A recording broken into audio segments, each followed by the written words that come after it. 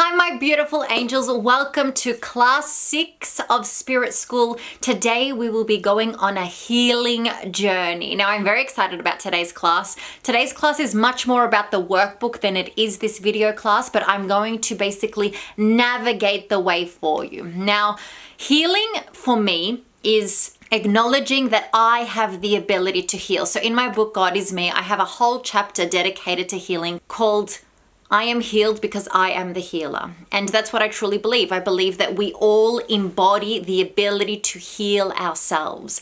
Now, remember that when you do start doing this work and mastering the ability to self-heal, you may be called to then work on healing others. Now, remember, you don't heal others. You become the catalyst for healing, allowing that person to release any resistance they have to self-healing and tap into that power, right? And you can do that through many modalities. And that's basically what we're going to navigate and walk through today. So for today's class, we will be creating a healing Bible. I highly recommend you put this in your book of light or book of shadows, whichever one you've created, and basically have an entire section on healing, okay? I call it the Healing Bible, where all of my modalities I put in there, whatever I'm drawn to for healing. And I'm going to go through the entire list today with you so you know where you can reference. Now, what I recommend is this.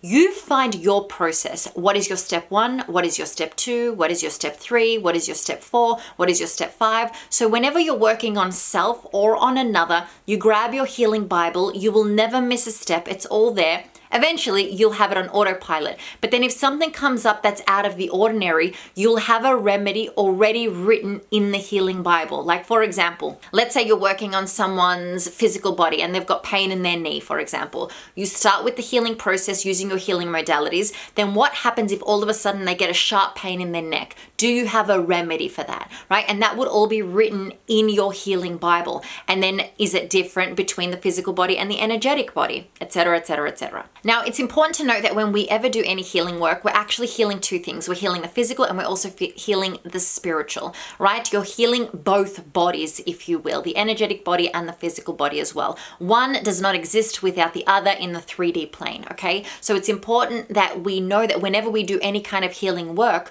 both need to be married. So I'm going to take you through a series of different modalities. I'm going to read them off a list because I have a huge compiled list. All are available in your workbook. Now, you would feel into each of them. So you would read them aloud to yourself. And even as I say them out loud today, make a note as to which sound louder, which are catching your attention. You would make note of those and you would start exploring that pathway. So the first question to ask yourself is, how can I be a catalyst for healing? Okay, and what medicine will I use? Now, you've done so many other classes in Spirit School that you can go to, the tinctures class, the plant medicine class, and the sound healing class, the crystals class. All of those are modalities for healing, right? And I'm going to compile a very huge list for you today in order for you to know which you want to use, and you can use a combination. Reiki is another one, right? You may not just be fixed on one modality. So there isn't just one monomodality, right? There are many that you can tap into. Now let's go to the list. We have pendulum healing. Now you can go to the pendulum class and have a look how you can use the pendulum to tap into healing. We talked about how you use the pendulum healing to know whether the chakras are opened or closed, but you can also send energy through a vortex, right? Because remember, you're spinning energy around. So you can use the pendulum for healing. Crystals. Of course, crystals are known as healing crystals. They amplify energy or soften energy or diffuse energy or protect energy. So we can use crystals to help heal. Then you have photo energy tapping. So basically what that means is you have a photo of someone, yourself or another person, similar to Reiki, and you basically send them energy, okay, through the photo. And that can be through sigil magic, that can be through pendulums, that can be through crystals, that can be through Reiki kind of energy where you send it through your hands. That can even just be through prayer. Of course, you have chakra balancing. You go and you tap into all the chakra systems, know which are blocked, and then you work on the remedies to help clear each of the chakras. And all of that would be written in your Healing Bible. How do you clear the heart chakra? How do you clear the throat chakra? How do you clear the root chakra? Or if it's overactive, how do you restore balance in that chakra? Now, the good news for you is I have them all available on my Instagram timeline. So if you go to my Instagram, there are plenty of remedies for each of the chakras, but you can also go on your own journey and exploration, channel, tap in, meditate, speak to God, ask God, how can I balance my solar plexus chakra? And God will offer you the wisdom. One of my favorite ways, EFT tapping, emotional freedom technique tapping. So basically you use certain points on the body, and as you tap and say some mantras and affirmations, you basically signal cues to the subconscious mind. Essentially it gets you into a theta brainwave state, which of course we know helps reprogram the subconscious mind. So it's a very, very powerful technique. To me, EFT tapping you would use for people who have addictions or something that they just cannot shake. EFT is a very powerful tool. At the beginning, you would use YouTube videos. Brad Yates is one of my favorite EFT tappers, and basically you just use his as a guide, right? And you go on a guided EFT journey. But then over time, you can start creating your own. I also have the process for EFT tapping available on my Instagram, so you can access that and you can start creating your own journey of EFT tapping. Card pulling. Card pulling is very useful. So you grab your tarot cards and you ask, tell me what the issue is, or tell me where healing is required. And you pull a card, you interpret the card based on your intuitive wisdom, and then you ask for the remedy. You pull another card and the remedy reveals itself. And so you can interpret the healing journey and tap into the healing abilities based on what the cards are revealing. Because remember, the cards are tapping into the part of you that offers no resistance. So it's also a very powerful tool. I do that on self often because sometimes when I overanalyze myself and the healing required, I go on a journey in my conscious mind, right? So instead, when I want to silence that, I just pull out the cards, tell me what the problem is, where does it actually reside? I may have a sore knee, but what's actually required for healing is some limiting belief I have about moving forward, for example. And so the remedy would be to go on a walk, right? Because that starts gaining momentum. And it can be as simple as that. Pulling dark trapped energy. So essentially for this one, you work on the energetic body and you start pulling the energy out. You'll feel it. So you will scan the body with your hands, and based on where the hands feel a little bit more dense or stuck, you would start pulling the energy away. Now, I highly recommend, if you're doing that, to have a body of water, a bucket or something of water where you put the energy into, because if you just put it into the ether, it may bounce back into the body, okay? Going somewhere else, if you will. So instead we want to put it in the water so it gets trapped into energy that's even more dense than it, so it will get stuck. And then you go and dispose of the water later, okay? But you basically pull the energy out and visualize this dark energy coming out of the body. I often do this, especially if you've got like a cold or a flu or something. You draw that energy out and you visualize it like black gunk, and it's just pulling itself out. I often do this when I'm healing other people. When I'm visualizing, I'm imagining me pull out the energy from their body and throwing it into this body of water and releasing it from the body. And sometimes it just keeps going, and I need to keep pulling until it's all completely out. Nothing else is left to pull out of the body. And again, that's a visualization process, but what we know is that everything is energy. And through my intention and attention, time and space allowing for the ritual and practice, I'm actually shifting energy. It's a very, very powerful technique. Another method that you can do for that same thing is the dark energy into a black hole. So instead of a body of water, you visualize a black hole and you put all of that dark energy into the black hole. And of course it disappears and disintegrates. So that's another process that you can do through your visualization. Another method is white light sending. It's my favorite method to do. I visualize the person. I visualize the light of the sun, symbolic of God, universe, angel, source, whatever your truth is, basically penetrating into their heart space. Once the light is activated in their heart space, I imagine it expanding in the body. It goes to every crevice, every fold, every cell, every atom in the body. And once it fills the body with its white and golden light, I then imagine it bleeding outside of the body. Once it's bled outside of the body, I imagine it creating a dome of light around the body, right? A spherical dome around the body. And then therefore that person is completely protected. If I sense any kind of dark energy within or around them, I get that white and golden light to transmute the energy. So the moment that white golden light touches their dark energy, the dark energy dissolves and becomes white light.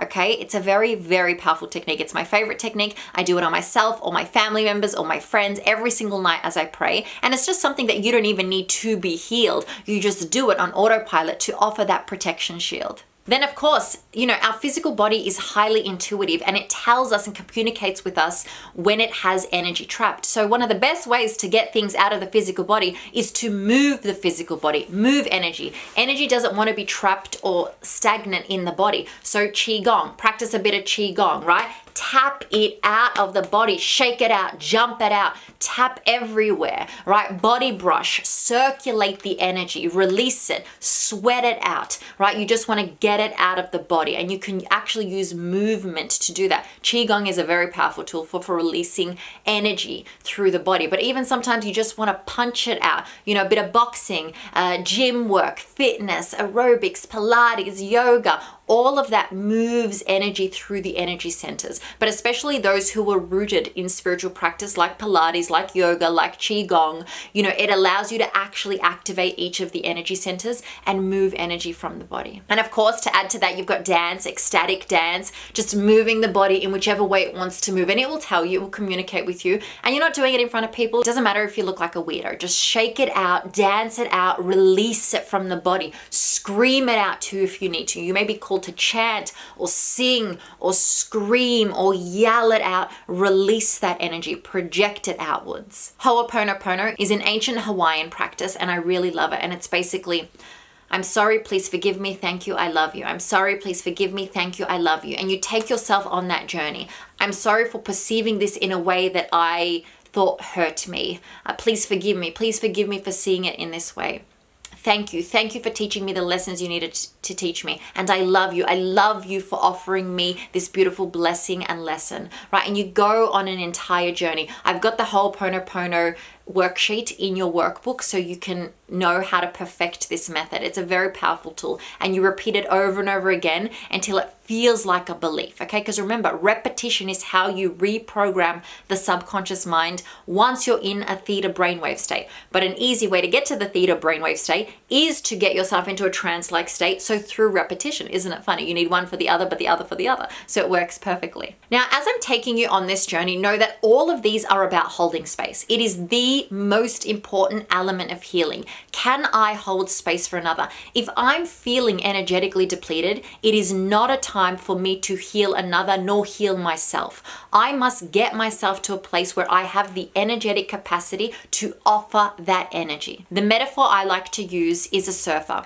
When the surfer is riding the wave, that's when he heals. That's when he visualizes his future. That's when he manifests. That's when he casts spells. That's when he thinks of all the things he wants to do. The moment the surfer falls off the board and is under the water, he has one goal, and that is to get himself back up to the surface, okay? So when you're underwater, when you're feeling depleted, when you're feeling a lot of resistance, when you're feeling a lot of pressure, when you're feeling anxious and overwhelmed, that is not the time to do this work, okay? Because you're doing it from an half empty cup. So instead, fill your cup up, get back to the surface, and then get back on the board and do the work that is required. Prayer is powerful. Write a healing prayer, write a protection prayer, write a forgiveness prayer, okay? Give it to God. Let your angels, your spirit guides, your ancestors, your spiritual army, and God, any ascended masters you want to call upon, amplify the experience with you. Call upon them to help you be the catalyst for healing in the body. I give it all to God all the time, right? And imagine doing multiple of these, using multiple modalities. You're going to really be focused in on healing, and not healing from a place of I am broken, I need healing. Healing from a place of I release anything that is blocking my natural state of alignment with my well-being, with my vitality, because I am naturally healed. I was born healed. I'm just taking on energy. That's what we're talking about. We're taking on energy and it's being trapped in the body. And so I want to release it. And how do I release it? I release it by acknowledging that I'm using these tools and modalities to suck away anything that is blocking my natural state of well-being. A beautiful fire ceremony, right? Where basically you have a huge little bonfire or a cauldron of fire. You write down anything that you're releasing and you put it in the fire. You can even chant around. You can do it with a group of people and it become a ritual. Fire is a very powerful transmuter. It releases energy and it comes from a very passionate place, right? There's a lot of energy in the earth elements and fire being one of them. Of course, a water cleansing or healing, you can do that in the bath, in the shower, in the rain, in the ocean, in a lake, in a river, any kind of body of water where you basically visualize the water transmuting the energy, releasing anything that isn't of service. I also like to create holy water before the experience. And then I pour that holy water on me, which basically after I've flushed everything out, it renews me. It's basically like a rebirth energy, a body of water that I have already blessed, that I have already prayed for, that I have already intended through, that I've already infused it with my energy. I've imprinted, healing energy in that body of holy water. And then I put it on my body as I practice the experience. Water is a very, very powerful cleanser and transmuter. It is known as the cleanser, right? Even drinking water, you pray into your water, imagine it as holy medicine and drink the water. And as you drink it, see the white light and golden light particles move through your body. For people who have a lot of physical symptoms, obviously we need physical remedies as well as the spiritual remedies. So a really very powerful way is water fasting. I love water fasting. It's one of my favorite tools to release any trapped energy. A whole day, purely water, your vitamins if necessary, but just water fasting, no food. It gives your body a chance to basically reboot. There's a lot of science behind this, which you can read up on, but we don't need the science because we know that energy is energy, right? And so I give my body a chance to not have to focus on digestion or moving things and putting things where it needs to go and the body not being in fight mode. Instead, it gets to just surrender and go to where it needs to go and start healing. It allows you to release heavy metals from the body. It allows you to detox, it allows you to purify. It's a very, very powerful tool. I like to water fast twice a week, but start easy on yourself. Start on 1 day a month, right? And then over time you can increase it. My next challenge for myself is I'd really love to water fast for 10 days in a row. I'm not there yet, but I'm going to get myself there. And again, it's not because there's anything wrong with me, but because I acknowledge that as I live life, I take on energy. I'm not exempt from that, right? I put up my protection bubbles, but I'm not exempt from the other humans around me that also hold on to energy. So I'm naturally taking on energy because I'm an empath and I'm sensitive and I'm human. And so I do these water fasts to just release anything that may still be lingering. And I don't want it to get to the point where I have a disease, dis-ease, or an illness. Instead, I want to release things as they come up so it's relatively easy to do. So I'm always going back to my natural state of alignment and well-being, which also means that it's very, very easy for me to know when my body's out of balance, right? I eat some refined sugar, the next day I feel like crap. I'm very swollen, I'm bloated, I can't function properly because my body is so clean. So it knows when it's out of balance. That's the goal of all of this work. Of course, you can use some of your spiritual tools, medical astrology. Use your astrological profile to understand the parts of your body that are most vulnerable through different moon cycles, through different sun cycles, through different planetary cycles, okay? Now, this is something you would have to explore if you're really into astrology, but you will be drawn to it if you do. Literally, look up medical astrology and start learning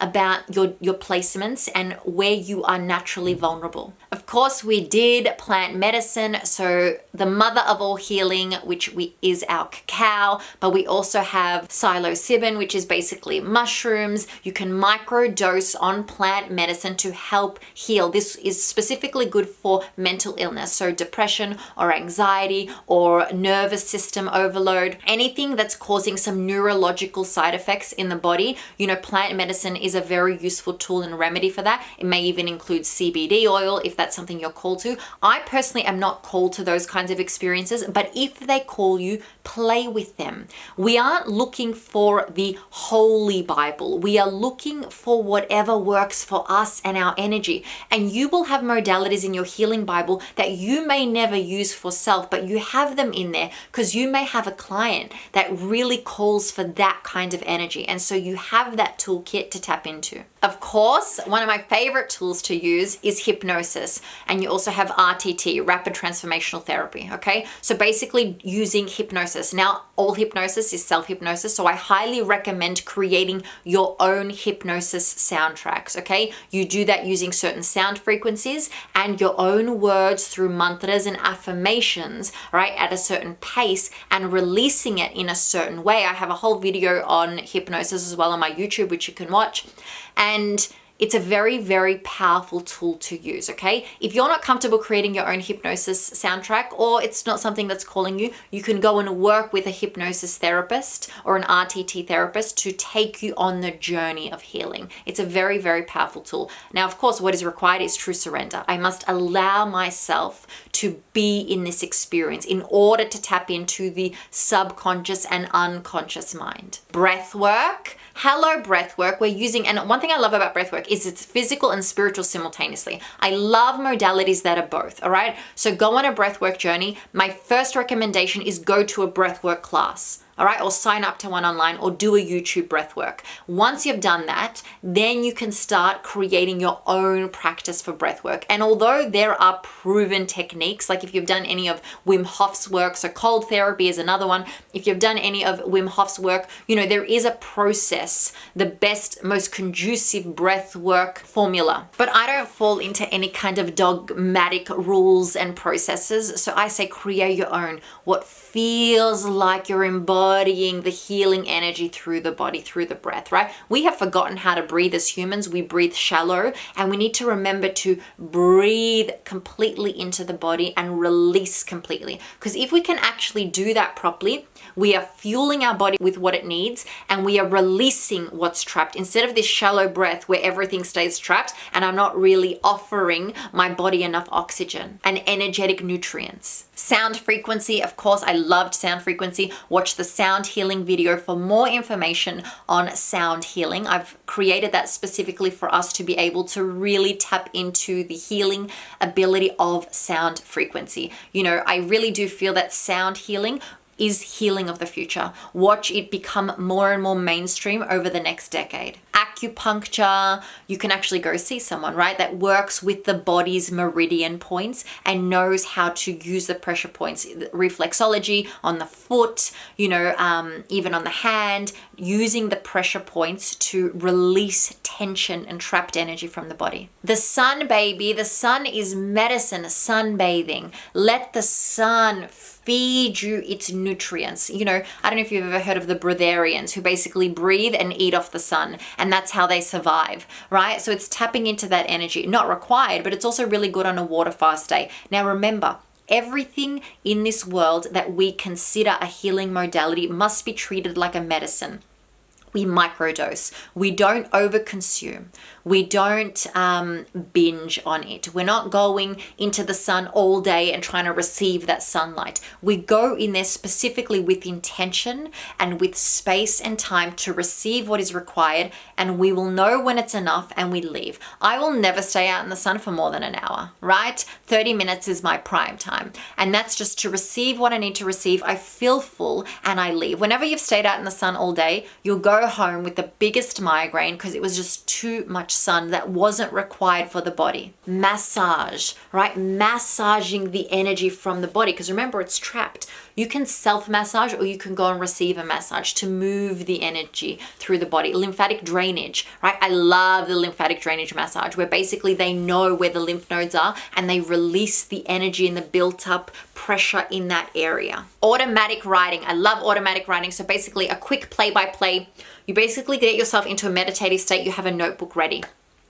Once you've been in the meditative state for about 10 minutes, you get yourself into a conscious a semi-conscious state, you get your dominant hand. With your dominant hand, you write a question on the piece of paper. You then move the pen to the non-dominant hand and you write an answer. You're not thinking about it. Whatever comes through, comes through. Okay? So let's say I'm using it for healing. I would ask, how can I release or how can I heal my right knee? And then I move the pen and the pen will write, sleep 8 hours tonight and then wake up in the morning and drink a glass of water with lemon juice and honey and then go on a jog. Whatever it is, I'm not even actively thinking of it. I'm not consciously thinking. The healing tools will reveal themselves through that process. I love automatic writing. You can use automatic writing also for divination, okay, as a prophetic tool to tap into future timelines, to tap into past timelines, but automatic writing can also be used for healing. Going back to the water cleansing, salt baths, right? Epsom salt baths, make sure you infuse the body of water with crystals, with essential oils, with salts to help release anything trapped in the body. Journaling it out and free writing. Sometimes all that is required is a release, like a literal release. And sometimes it's emotional energy trapped in the body. And all I need to do, I may not be able to cry it out, I may not be able to sweat it out, but I can write it out. And just the process of writing it and releasing it, my mind now being aware of it means I'm no longer storing it. Okay, we store when we're unconscious about it, right? When it lays dormant in the body. Once I reveal it to myself, it transmutes itself instantly, most of the time. Of course, mantras, affirmations, a very powerful tool. You can go to the mirror magic class and you can learn how you can look in the mirror and basically, take yourself on a trance-like experience to release energy, to infuse energy in your energy field as well using sigil magic. So it's a very powerful tool. And of course, using the earth, earthing, grounding, going to the beach, immersion. Remember that first density is the mirror of God, okay? It is the most accurate representation of God that we have in the physical world. So in order to really tap into the healing ability of God, immerse yourself in nature. Receive the earth's natural energetic currents that move through the body and that move through your entire energy field into the ether, from the planets to the core of the earth, from the planets to the core of the earth, you being the medium. Of course, physical touch. If your love language is physical touch, then intimacy, connection, hugging, sex, that may be something that helps the healing process to release energy. Make sure that you engage with someone that you care about, that cares about you, so it's a safe space as well, okay? So it doesn't feel invasive or intrusive. But physical touch is a very powerful healing modality. So also when you start practicing this on somebody else, actually physically touching their body may offer them the release. I remember whenever I've experienced any kind of cacao ceremony or healing experience, when I'm touched, I feel the energy pulse through my body, right? Because my love language isn't really physical touch. So when I am touched, it's very, very powerful for me because it's something that I don't experience often. So when I do experience it, it feels very powerful. When I got a massage about a year ago and the guy was massaging my hands and then he grabbed my hands, I felt so healed, right? Because it was just the energy required. Of course, you have detoxing, whether that be juice cleanses, food detoxing, digital detoxing. Detoxing is a really easy way to release anything that may be causing some imbalance or disturbance in the body or in the energetic field. And of course, physical things like sensory deprivation, floats, if you're into that kind of thing. There are a lot of actual healing modalities that are already developed for you that you can just go and experience as you desire. That's a whole list. There are so many others, and I do implore you to start curating your own list that's even longer than that one, right? I would love to hear from you as well. Share some of your healing modalities with me. But the most important thing, I think, you have a pre-ritual practice. So before you get into the healing, do I need to wash my hands? Do I need to wash my hair? Do I need to wear a certain outfit to tap into the energy? I do the healing process incorporating a number of modalities.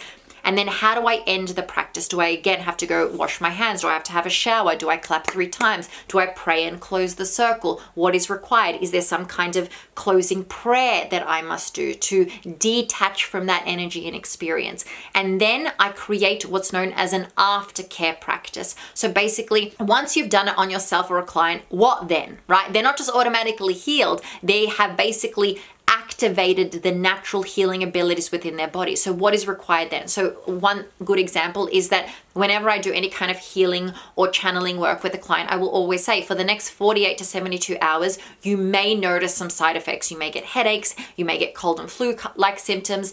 Nurture yourself, take the time to rest. Don't do any kind of spiritual work in the next 3 days, and really, really offer yourself space and time. Eat really well, drink beautiful water, and make sure that you are offering yourself the extra love required, okay? So what is your aftercare kit like? It may also be a journey. So you have to come back, once a week for 6 weeks in order for us to continue on this healing journey. You create the aftercare kit. There are no rules. That's what I love about this work. That's what I love about Spirit School. You get to decide what works and what doesn't work based on what the intuitive wisdom is offering you, okay? And let it breathe through you. All of these healing modalities that we already know of, whether it be astrology, reflexology, sensory deprivation, sound healing, that was birthed through a person, right? Some kind of tribal person in a village one day just received the nudge to start banging a drum.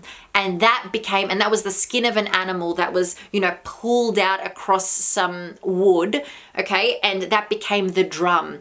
And then from there, the medicine created itself, okay? You are the conduit. Don't ever forget how powerful you are. So you will create your own healing Bible. I have offered you a plethora of places to explore. Now you create your own step-by-step journey. How would you take someone or yourself on a healing journey? Remember, you as the catalyst, okay? Allowing yourself to amplify the energy, to transmute the energy, to hold space for the person, whether it be self or another. I love you so much. Enjoy this week's workbook. Enjoy this class's workbook.